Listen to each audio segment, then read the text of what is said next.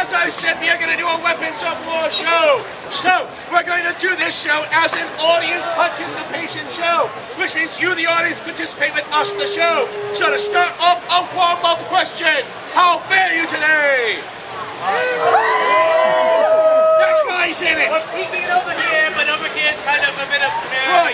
So, what we want is audience participation, which means when we ask you a question like how fare you this day, you're properly supposed to be one of, say, 3 things. Oh, it's a great day! Oh, the weather is fantastic! Or even get on with the bloody show. Pick something, we'll roll with it. It's improv theater. Wait for your cue. Yeah, now you talk. Before you did. Thanks a lot, sir. All right, are you ready? Yes! How fare you today? Jesus. Every single day is just like this. They hate us. It might be you, though. Don't think of it as being surrounded. Another simple question. All right, what? What's this? Sword! Exactly, and when I go into battle, I want a nice, sharp, chiseled sword, so when I see Mountford over there... Oh. And I don't know who trained him, but I want a nice, sharp sword to cleave him in twain, right? Twain means two. Yeah, split apart like that. It's a big puddled mess. Yeah. All right, yes, but Edward is wearing the latest in modern military technologies.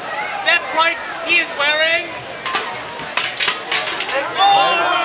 Right, now it's at this point in our show we request one stunt pilot and stunt buddy volunteer. Yeah, you win, sir. Why don't you put the thing down there and come on over here.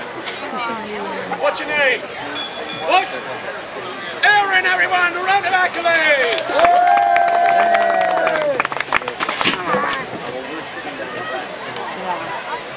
Now, what we're going to do here is put Aaron in the common armor befitting a 16th century soldier. What we do here is put on first a gorget, a fantastic little neck protector here, a metal collar, in fact, that goes up about his neck and closes up as such. This will protect him from being beheaded. In battle, you really want to keep your head on your shoulders. Next, we're going to put on a back and breastplate. Stick your arms out like you're flying. He's flown before. Now, this is going to encompass him in a nice metal casing. This is going to help protect all of his squishy bits. That's a technical term in the military. That's all the things there from the rib cage down to the stomach. Stuff like your intestines. your liver. Or your spleen. Right, Captain Aaron, without your spleen. You're just having a bad day in that case. So, as you can see, this back and breastplate, it sticks out a little bit in the front. It makes him look a little portly. We don't think he's fat. We want to give him nice, ample room in there, so that as things bang into it and clang into it, he's got room for that to crush in. It also has a nice ridge down the center here. That ridge there is to deflect blows to either side. That way he doesn't get stabbed too easily. Do you want to see if it works? Yeah! So do I! Alright, I've actually never tried this bit before. For the love of God, don't move. Wait. We're in the military. Yes? The military has one very simple rule. What's that? Safety first. That's so you don't flinch. Okay, arms up, don't move. Pretend like you're French. Are you prepared? Ah! That's it? That's all you got? Good Lord! It actually works! Now, as you can see, his body has been protected by the shape of the armor here. So, a sharp sword with a nice big point like that will be deflected off to either side. Now, what about a sharp sword for cutting? Parker! Yes! Have that! I'm gonna pretend he's a big old steak and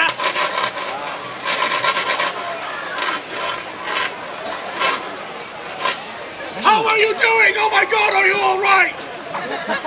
He said he thinks so. The enthusiasm is overwhelming. It still works! we haven't tried the helmet yet. All right.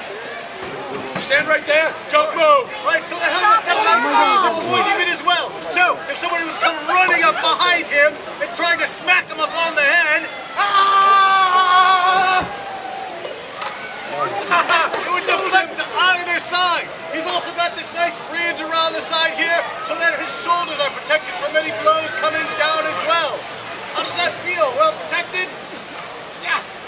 Excellent. Now, because we can't poke through this armor, because we can't cut through this armor, a sword is nigh upon useless as a cutting and stabbing tool.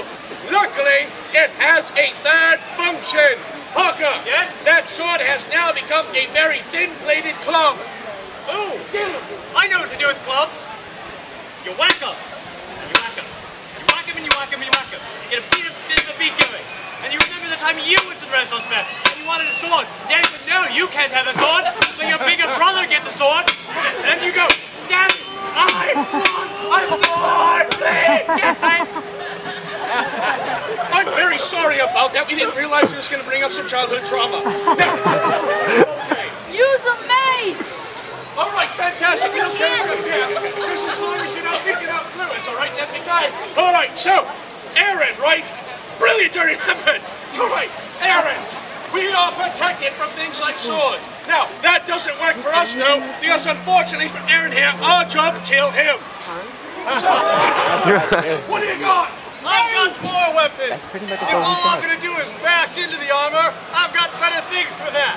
Things like hammers. Do you all have a hammer at home? Okay. Yes. You Take all one, know I how got to it. use a hammer, right? You see a nail, you pound it. Well, if I hand this off to a soldier and tell him to go on the battlefield, all he has to do is see an errand. And he pounds it.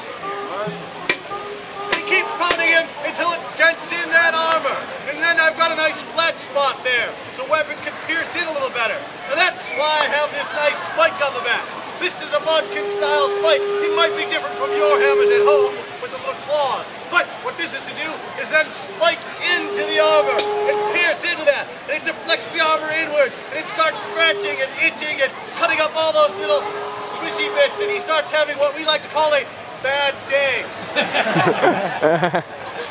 Yes. Small problem. So what you're saying is with the hammer, with the pound in the armor, then turn it around to punch through. Right. That takes a lot of time. And let's face it, most of the soldiers that we get are conscripted from the farm fields. Not the most intelligent bunch of the batch. So, instead of having them have to make decisions during combat, what we're going to do, Use a mace! that's better suited for one simple task here. Mace! This right here is a mace. It crushes armor. It punches through armor. It slices. It dices. It juliennes. It's amazing! Better than just keep coming. Right. Now, the appropriate way to use this mace is as such. You look at Aaron in the eyes. You say, Aaron, I see your eyes. I grab the head of this and put my thumb on top and go, nobody? All right, sorry. So really what I do with this is just whack 'em. It's a big, heavy club. It's pretty much idiot-proof. Right, but that seems like it's been kind of expensive. Why? Well, you can't really use it at home. I mean, how many of you have a mace at home? I got one. I haven't read Yeah, know your audience here, Edward. Alright, but anyways, you can't really do anything useful at home with it. It's not a tool at all. So it's just gonna bash things in. It's specifically made for war. And if you're gonna specifically turn weapons into war, you might as well give it some more flair. I mean, really, it's just a club with some spikes on it. So what you're saying is we gotta bling this thing up a bit. Add some energy. Totally street right here. Add some energy, add some depth. We want to make it like a little 5-year-old bundle of joy that's just eating a ton of sugar. You ever want to combine a 5-year-old's energy with a weapon like the mace? You get the flail. Yeah! All right, that kind of energy put into a weapon. You start swinging and swinging, and then you lose a bit of. All right, there's a reason it's called a flail, because you lose control. It's actually designed off the grain flails, a harvesting tool. Again, something our men already know how to use. They don't need too much training. However, even if you are aware of how to use it, it's still a bit tricky. You can swing and swing and swing and lose control of it. It's gonna come right back at you. Yes, that's why that one sucks. It really does. Epic flail! Good. It was an epic flail. A dire Well done. flail! Hey, that guy gets a Bristol buck. Holy crap. The guy in the back with the glasses. All right, now, ladies and gentlemen, we have something that no matter what your mental acuity, you can still use. It's an axe, and again, is fairly idiot-proof. You see the limb on a tree, you chop it down. You see a limb on an errand, you chop it down. I like it. Good. But there is a problem. What? We did say at the beginning of the show that we really don't want sharp edges. Right. It's not really going to work against this stuff. But what we can use the sharp edges is against the leather straps and such that are holding the armor up. Because if these leather straps were to come undone, this would all just fall. Oh, he actually belted it. Well, I didn't want to fall off. Hey, safety first, Edwin! So the armor would fall apart, get to all those squishy bits on the inside, and Aaron here would be having